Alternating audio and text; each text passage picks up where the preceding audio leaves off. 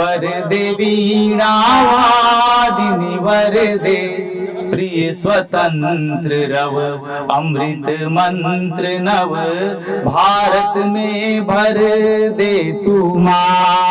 वर दे वीणावादिनी वर दे वीणावादिनी वर दे काट अंध उर के बंधन स्तर महाजननी ज्योतिर्मय निर्झर कलुष भेद तुम हर प्रकाश भर जगमग जग कर दे तू माँ। वर दे वीणावादिनी वर दे वीणावादिनी वर दे नवगति नवलय ताल छंद नव नवलकंठ नव जलद मंद्र रव नव नभ के नव विहग वृंद को नव पर नव स्वर दे तू माँ। वर दे वीणावादिनी वर दे वीणावादिनी वर दे। तो ये माँ सरस्वती के चरणों में हमारा प्रणाम था, अभिनंदन था। और आज बसंत पंचमी का ये जो त्योहार है और माघ मेला में तमाम श्रद्धालुगण आए हुए हैं, उपस्थित हैं। और क्या बढ़िया कार्यक्रम जिला प्रशासन प्रयागराज के द्वारा यहाँ पर स्थापित किया गया है। मैं भी आज सुबह में संगम में स्नान करके आया और माँ सरस्वती का आराधना करके आया। और आप सभी जानते हैं कि अयोध्या में भगवान श्री राम की प्रतिमा का प्राण प्रतिष्ठा हुआ। पूरे देश भर में तमाम श्रद्धालुगण आए और भगवान श्री राम लला का दर्शन किए। तो भगवान श्री राम पे कुछ पंक्तियां मैंने लिखी है, आप सभी को समर्पित करना चाहता हूं। श्री राम अयोध्या धाम करने आए फिर से विश्राम। श्री राम अयोध्या धाम करने आए फिर से विश्राम। वनगमन से आगमन की कर रहे प्रतीक्षा, गर्व के इस क्षण में ले रहे सब हिस्सा। प्रजा पालक करुणा निधान तेरे चरणों में शत शत प्रणाम। श्री राम अयोध्या धाम करने आए फिर से विश्राम। तो एक बार मेरे साथ बोलिए, जय श्री राम, जय श्री राम। और जिस तरीके से रामलला का प्राण प्रतिष्ठा हुआ अयोध्या में, मेरी सभी श्रद्धालुगण से निवेदन है कि उसी तरीके से काशी और मथुरा में भी सुंदर सा मंदिर बनना चाहिए। काशी में भगवान शिव की विशाल प्रतिमा स्थापित होनी चाहिए और इसी तरीके से मथुरा में भगवान श्री कृष्ण का विशाल मंदिर अयोध्या की तरफ स्थापित होना चाहिए। तो पहले आप सभी को ले चलता हूँ मथुरा। तो मथुरा में भुवन मोहन कन्हैया के लिए कुछ पंक्तियां हैं। बंसी वाले कान्हा तेरी धुन पे दुनिया वारी है। बंसी वाले कान्हा तेरी धुन पे दुनिया वारी है। प्रेम रस बरसे बरसाने द्वार का मनहारी है। प्रेम रस बरसे बरसाने द्वार का मनहारी है। द्वार का मनहारी है। द्वार का मनहारी है। बंसी से जो होठ छू गए स्वर से बन गए गान। धरनी को मुख में धारण कर दी अपनी पहचान। बने सारथी पार्थ के दे गीता का ज्ञान। गोवर्धन गिरधारी बन के बन गए सबकी जान। बन गए सबकी जान। बन गए सबकी जान। बंसी वाले कान्हा तेरी धुन पे दुनिया वारी है, प्रेम रस बरसे बरसाने द्वारका मनहारी है, प्रेम रस बरसे बरसाने द्वारका मनहारी है, द्वारका मनहारी है। और दोस्ती कैसे होती है, ये हमारे भुवन मोहन कन्हैया ने बताया है कि दोस्ती कैसी होती है। दोस्ती ऐसी होती है, महल छोड़ के दौड़ पड़े सुन सुदामा का नाम, राधा रानी में बसते थे जिनके हरदम था, वृंदावन के वन में छेड़ी जिसने अपनी तान, कालिया मर्दन करके वे तो बंदे सबकी जान, बंदे सबकी जान, बंदे सबकी जान। बंसी वाले कान्हा तेरी धुन पे दुनिया वारी है, प्रेम रस बरसे बरसाने द्वारका मनहारी है, प्रेम रस बरसे बरसाने द्वारका मनहारी है, द्वारका मनहारी है, द्वारका मनहारी है। तो ये मैंने अपने भुवन मोहन कन्हैया के चरणों में समर्पित किया है इन पंक्तियों को, और मैंने स्वयं ही लिखा है अपने भुवन मोहन कन्हैया के लिए। तो मैं आप सभी को काशी लेके चलता हूँ। आप सभी जानते हैं कि पूर्वांचल का क्षेत्र जो भोजपुरी भाषा में जाना जाता है, और काशी बाबा शिव की नगरी है, जिनका प्रसाद, जिनका आशीर्वाद हम सभी के ऊपर बरसते रहता है। तो मैं काशी लेके चलता हूँ। काशी नगरिया बड़ा नीक लागेला हमके, काशी नगरिया बड़ा नीक लागेला, इहाँ के बोली भोजपुरी सटीक लागेला, इहाँ के बोली भोजपुरी सटीक लागेला। और क्या है काशी में, गंगा जी के तीरे इहाँ लागे रोज मेला, सांझ खानी आरती में भीड़ावा जुटेला, शहनाई बिस्मिल जी के आजो गूंजेला, देहिया में पांचों तत्वाई हवा मिलेला, इहाँ बाबा विश्वनाथ के दरबार लागेला, इहाँ बाबा विश्वनाथ के दरबार लागेला, वही देखे खातिर भीड़वाया पार लागेला, वही देखे खातिर भीड़वाया पार लागेला। हमके काशी नगरिया बड़ा नीक लागेला, हमके काशी नगरिया बड़ा नीक लागेला, इहवा के बोली भोजपुरी सटीक लागेला, इहवा के बोली भोजपुरी सटीक लागेला। तो एक बार मेरे संग बोलिएगा हर हर महादेव।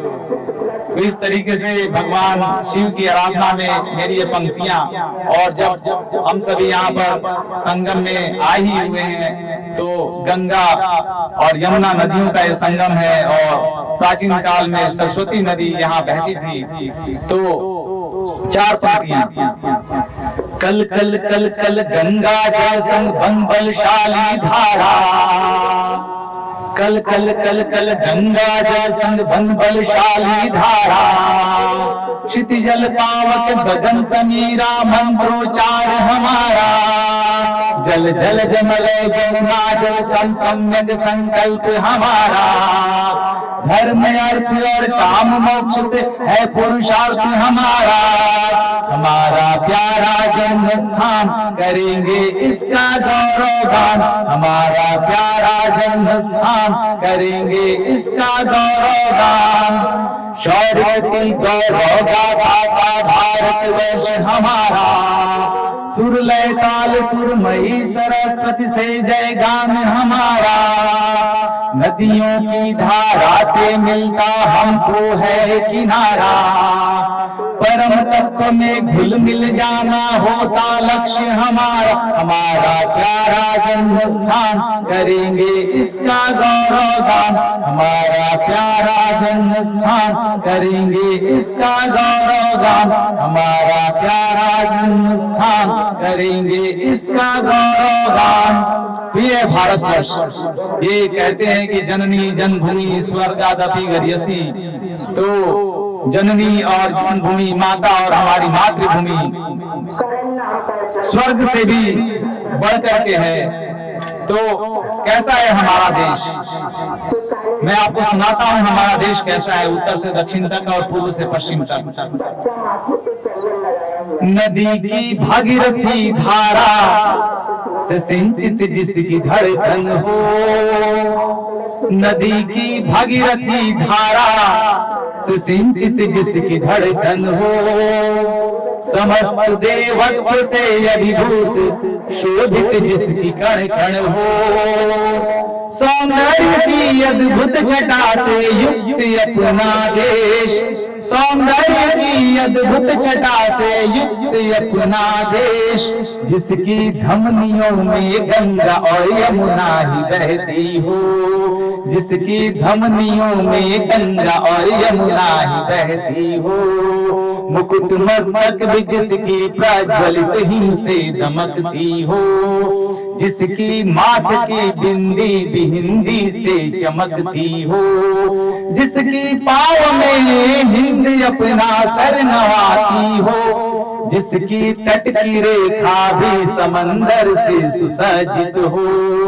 जिसकी तट की रेखा भी समंदर से सुसज्जित हो, स्वर्ण हीरे से पूरित श्यामला जब जगमगाती हो, हरित माटी से सज्जित यह धरा जब लहलहाती हो, नदी की सौम्य धारा से तरंगित जिसका अंतर मन, नदी की सौम्य धारा से तरंगित जिसका अंतर मन, जहाँ खुशियों की होली और दिवाली रोज होती हो, जहाँ खुशियों की होली और दिवाली रोज होती हो, नदी की भगीरथी धारा से सिंचित जिसकी धड़कन हो, नदी की भागीरथी धारा से सिंचित जिसकी धड़कन हो, समस्त देवत्व से अभिभूत जिसकी कण कण हो। तो इस तरीके से भारत नदियों का देश है और नदियां हमको जीना सिखाती है, नदियों ने हमको सभ्यता सिखाया है।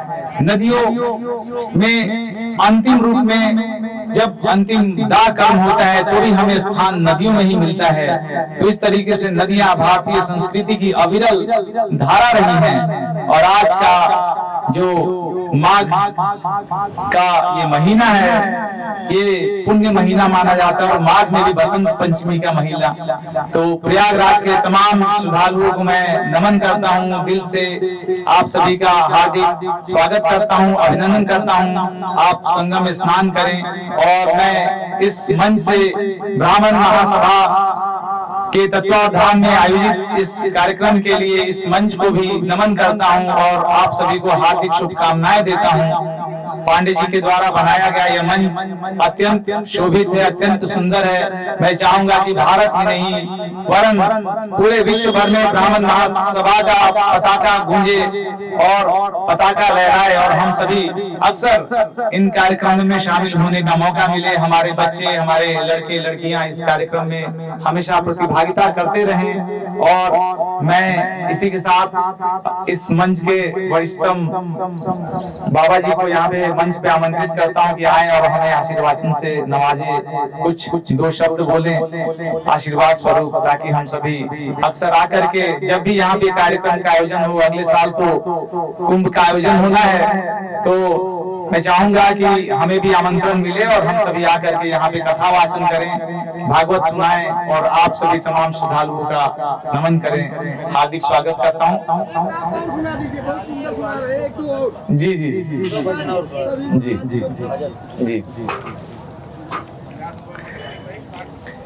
मेरे प्यारे कान्हा तुमसे दिल लगी ये हो गई, मेरे प्यारे कान्हा तुमसे दिल लगी ये हो गई, दिल लगी ये हो गई, मेरी दिल लगी ये हो गई, मेरे प्यारे कान्हा तुमसे दिल लगी ये हो गई, मेरे प्यारे कान्हा तुमसे दिल लगी ये हो गई।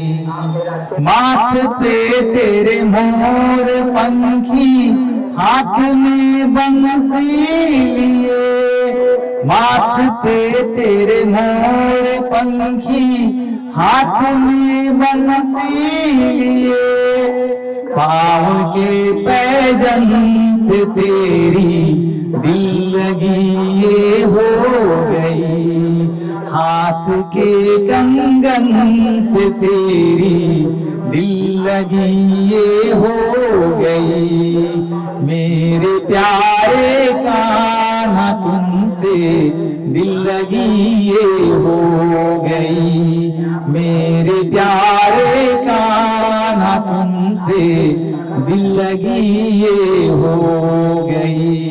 और जब आप कान्हा का स्वरूप देखेंगे, इतना सुंदर सा स्वरूप है कान्हा का कि जब किसी भी समय आप दुख में भरे हो, दुनिया में दुख और सुख कहाँ नहीं आता है, जीवन है तो मरण है, रात्रि है तो सवेरा है, दुख है तो सुख है। लेकिन मैं कहता हूँ कि जब भी आप दरिद्रता में रहें, दुख में रहें, तो एक बार कान्हा का चेहरा याद कर लीजिए, देख लीजिए, आप पूरी तरीके से खुश हो जाएंगे। तो भगवान जो कान्हा है, उनके अंदर अपरिमित शक्तियां हैं इस संपूर्ण ब्रह्मांड को चलायमान करने का। तो महाभारत की कुछ पंक्तियां हैं, आप सभी जानते हैं कि आज से 3000 साल पहले ना तो इंटरनेट था, ना टेलीविजन था, कोई टीवी नहीं था, टीवी तो 100 साल पहले बना है। लेकिन महाभारत में एक पात्र ऐसे थे जो ये बताते थे कि क्या लाइव चल रहा है, अभी पटना में क्या चल रहा है, अभी दिल्ली में क्या चल रहा है, अभी लंदन में क्या चल रहा है, हम आज बताते हैं। और आज से 3000 साल पहले संजय राजा धृतराष्ट्र को बताते थे कि महाभारत का युद्ध चल रहा है, कौन सा पर्व चल रहा है, कैसा युद्ध चल रहा है, क्या त्रासदी वहां पर हो रही है, कैसे भगवान श्री कृष्ण स्थिति को संभाल रहे हैं। तो वहां से 4 पंक्तियां उठाता हूं। किसी संजय के मानंद में महाभारत सुनाता हूँ, किसी संजय के मानंद में महाभारत सुनाता हूँ, कथा हर एक कथानक की जुबां पर आज लाता हूँ, तेरे दम पे मेरे कृष्णा हर एक जंग जीत जाता हूँ, तेरे दम पे मेरे कान्हा हर एक गम भूल जाता हूँ, चरण छूकर कहे अर्जुन तेरा आशीष पाता हूँ, चरण छूकर कहे अर्जुन तेरा आशीष पाता हूँ। और क्या क्या होगा उसमें, और ये बात, हस्तिनापुर में एक राजा शांतनु राज करता था, हस्तिनापुर में एक राजा शांतनु राज करता था, वरण गंगा का कर उसने पुत्र संताप पाया था। आप सभी ने महाभारत की कहानी देखी होगी, आपने देखा होगा कि गंगा से शांतनु की शादी होती है और शांतनु रोक नहीं पाते हैं, क्योंकि वो सोचते हैं कि गंगा से वियोग हो जाएगा, और 7 पुत्रों को इसी तरीके से गंगा नदी में प्रवाहित होने देते हैं। और जब भीष्म पितामह का जब जन्म होता है, जब भीष्म पितामह जी आते हैं, तो उनको ऐसा वरदान प्राप्त था कि वो कुछ भी कर सकते हैं, धनुर्धारी थे, महान धनुर्धारी थे।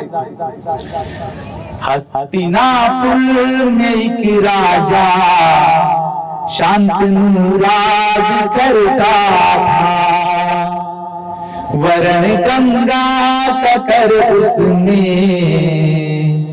पुत्र संताप पाया था।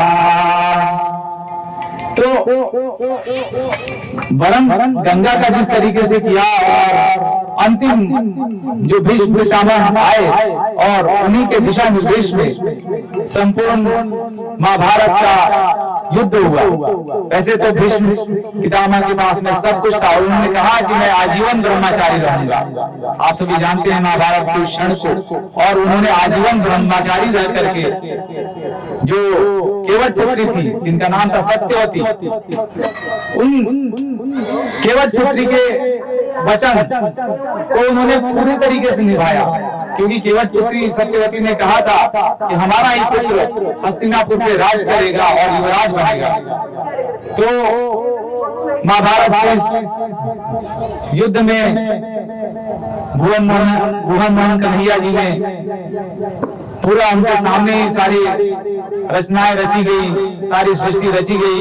और आप जानते हैं कि अभिमन्यु, सुभद्रा, सारे महाभारत के पात्र भगवान श्री कृष्ण के आशीर्वाद से प्रेरित थे, और किस तरीके से अन्याय पर न्याय की जीत हुई ये भी महाभारत की कहानी में आप देख चुके हैं। तो इसी तरीके से मैं अब ब्राह्मण महासभा के माननीय महंत जी को माइक देना चाहता हूं कि महंत जी आए और आगे के कार्यक्रम। जी जी जी जी जी विशाखापट्टनम की रहने वाली भोले बच्चे जीव में अपने जुगाड़ कर रही है। जी जी ये सज्जन को अनघोरा नाम की महिला मेरा क्षेत्र में कहीं आंध्र प्रदेश की रहने वाली, मेरा क्षेत्र में कहीं मिले या मिले हो तो भोले बच्चे सिर में पहुंचा। गंगा नदी पावन नदी ऐसी है कि हर तरीके के पाप इस नदी में धुल जाते हैं, इतनी पवित्र नदी मानी गई है। मैं 1999 से 2000 के बीच यही इलाहाबाद विश्वविद्यालय से जब मैं स्नातक कर रहा था, तो इस समय इस नदी में कई बार आने का मौका मिला, और बहुत बड़े बड़े महंतों से मुझे आशीर्वाद मिला, आशीष की प्राप्ति हुई। अवधेशानंद गिरी जी महाराज आए, उन्होंने अपने आशीर्वाद से मुझे बहुत कुछ अपने अपने आशीर्वचनों से उन्होंने बहुत कुछ मुझे दिया।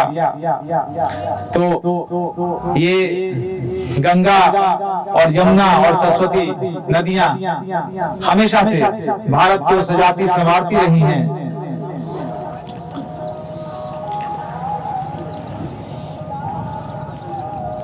ऋषि दुर्वासा ने एक दिन महल में पांव रखा था।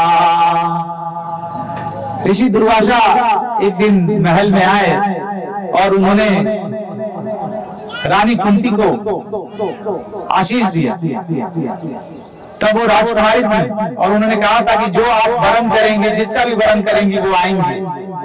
अचानक उन्होंने कहा कि चलो टेस्ट करते हैं। उन्होंने भगवान सूर्य की आराधना की, भगवान सूर्य प्रकट हुए, उन्होंने आशीष दिया। और जब कर्ण जैसा प्रतापी राजा उत्पन्न हुआ कवच कुंडल के साथ, तो वहीं पे पंक्तियां हैं, कवच कुंडल से शोभित हो कर्ण सूर्य सा तेज रखता था। कवच कुंडल से शोभित कर्ण सूर्य सा तेज रखता था। तो सूर्य की तरह तेज कर्ण के ललाट पे, चेहरे पे ताजगी थी। और कर्ण, यदि आप भी जानते हैं कि कर्ण के पास में इतना दानवीर, इतना प्रतापी, दो ही राजा का नाम सुनने में आता है।